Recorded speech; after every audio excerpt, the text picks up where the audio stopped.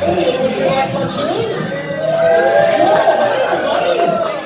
All right, it's cartoon trivia time. Who is this being drawn on the screen up here, people? Linus. Whoa, you guys know your stuff. All right. Bonus question. Who is his crabby older sister?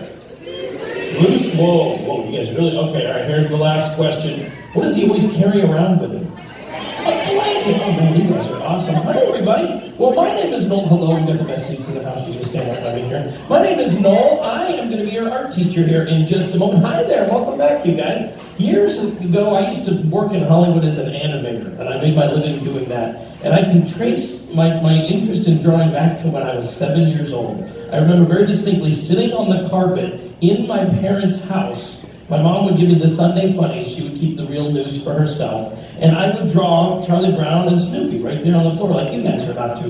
Real quick, before we get into this really fun art lesson, if you need to get out of here for any reason before this is over, in an emergency, there are 2 doors in the back of the birdcage. We have the doors you came in over here, and we have the emergency exit doors over here. Just keep in mind, those are the only doors that go into the park, the ones you came in. So if you need to leave, that's the way to go. But in emergency, we'll use them all.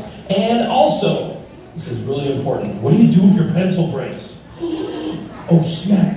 Literally. No, we got you covered. We'll just trade you out. We got pencils over here. We have a very friendly usher staff. So if you need to refresh your pencil, just keep in mind, we got an art snack bar right over there. I think that's it. Are you ready to do some cartooning? Let's get right into this here. Oh my gosh. Okay. Isn't this desk beautiful? Look at this. Charles Schultz, the man who created the strip Peanuts, had a very humble art desk just like this in his basement.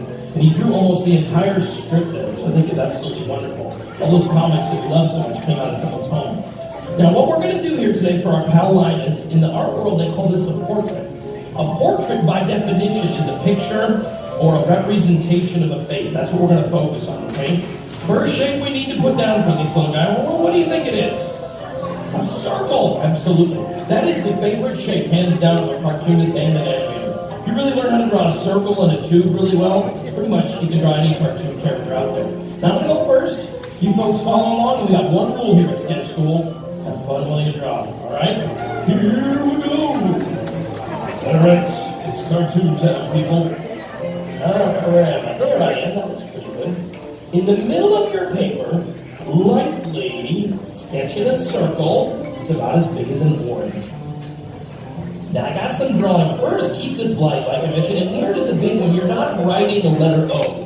Like if you look at the screen, all I'm doing is drawing curved lines, very lightly, and then I'm blending them together with more curved lines. I'm building a shape. I truly believe most folks don't go on to draw in life because we learn to write at an early age. And when you write, you only make these really bitty chipping marks. All letters and numbers are built that way, but these shapes are larger. If you get your arm moving, it gives you a bit more control. It appears weird at first because you're not used to it, but a little practice though gives you more control. Look at this, and whatever you do, don't try to make this thing perfect or stress yourself out. Just have fun with this. All right, we got our circle. Step number 2. I'm going to add some guidelines on here. When I draw this little guy's face, this is going to make it so much easier to get the stuff in the right spot. Now from the top of his head, which is up here, to the bottom, which is down here, very lightly, I'm going to divide this in half. Animators call this the center line or the line of action. And I'm also going to go right to left with another guideline. Basically, we're just putting a big plus sign on here.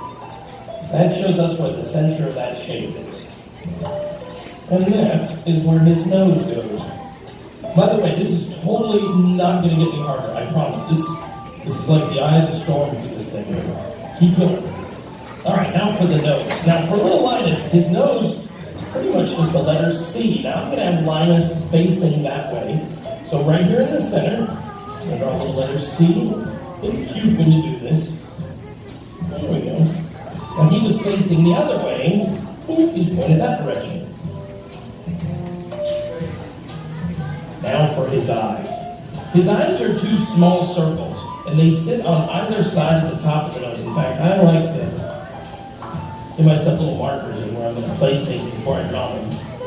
And the thing is, this is another shape. Think of it that way. It's not a dot.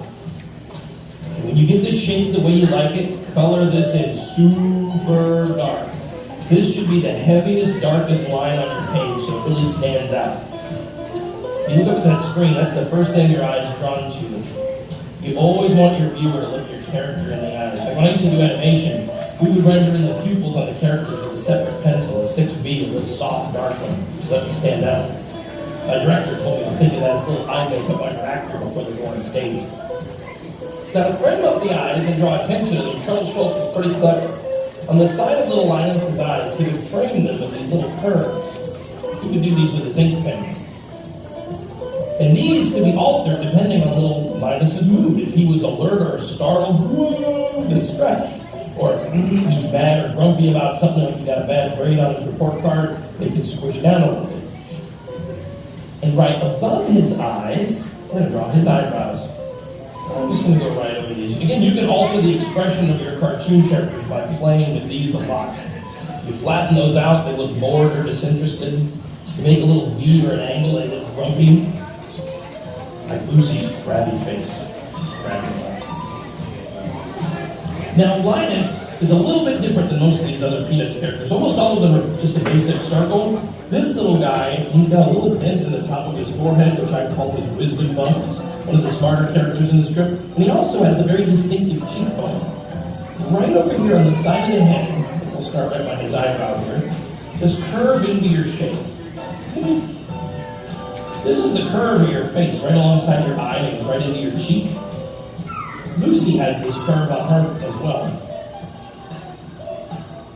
Lucy and Linus are designed very similar, and so are Charlie Brown and Sally. And then we can just go right into the cheek here and just blend that right into your circle. Is it starting to look like Linus? I got one yes. Oh my gosh. Let's try this question. If you like your drawing, give me a thumbs up. Tell me doing that for people. Oh my gosh, yes! Look at all the Fonzie. A lot of confidence. And don't worry, we're not done yet. If you're on the fence, we got a lot more to go here. In fact, the messy hair covers up a lot of the sunlight. That's my favorite step. Now for the ears on this little guy, his ears are basically letter C's. I'm going to put one right over here, and this is true of pretty much every Peanuts character. The top of their ear lines up with the bottom of the nose. So you find that spot, snap little ear on here, letter C, maybe like a little handle on a coffee mug. Snap. Now on this side, we're not going to see all of his, you see his cheeks in the way. I'm going to do the same thing I did over here, but I'm just going to, it's peeking around the corner. It's in back. There we go. Before we get to this fun, messy hair, I'm going to give him his wisdom bump. Starting right up here on the top, it's going to curve right in a little bit of a dent. You can even think of this like a letter S. It's a curve and a curve. There we go. Are you ready for messy hair? Linus doesn't really comb his hair. He's too smart. He's thinking of other things. So in the morning when he rolls out of bed, his breakfast hair, that's pretty much the hair he wears to school. Now I'm just going to draw a bunch of little squiggly lines. There's kind of a pattern to this, but if you read these strips, it's different in almost every one of them. But there's a little bit of a pattern I've detected. Here's what I found out. I'm going to start right over on the side of his head here. I'm going to draw 3 hairs that just come over the head shape. 1, 2, 3.